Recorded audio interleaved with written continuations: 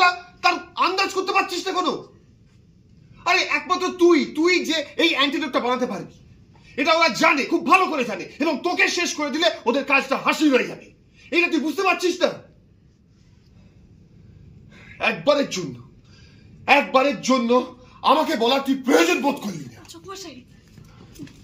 মশাই, আমি আজকেই আপনাকে সবটা বলতাম, এটাই বলতাম যে এই কাজে আপনার সাহায্য দরকার। সব মিথ্যে, তুই কিচ্ছু বলতিস না।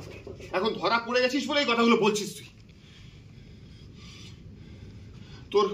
তোর একবারও মনে হয় যে না, এই কথাগুলো আমি পাচক মশাইয়ের সঙ্গে অন্তত শেয়ার করি, আমরা কাঁধে কাঁধ মিলিয়ে একসঙ্গে মিশনটা কমপ্লিট করতে পারতাম, কিন্তু না, তুই প্রত্যেকবার কথা এরকম জেনে বুঝে একটার পর একটা বিপদ দেখে আনবি, আর তারপর আমাকে যেতে হবে তোকে সেই বিপদ থেকে উদ্ধার করতে।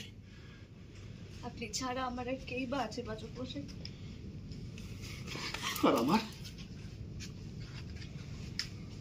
আর আমার কে আছে?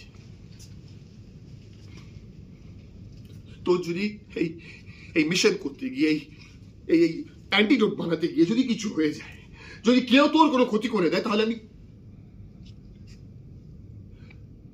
আমি কি করে বাঁচবো বল?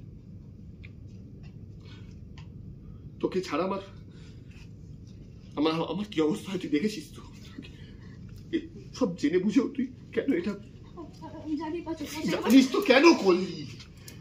জানিস যখন, তাহলে কেন লুকালি সবকিছু? কেন লুকালি?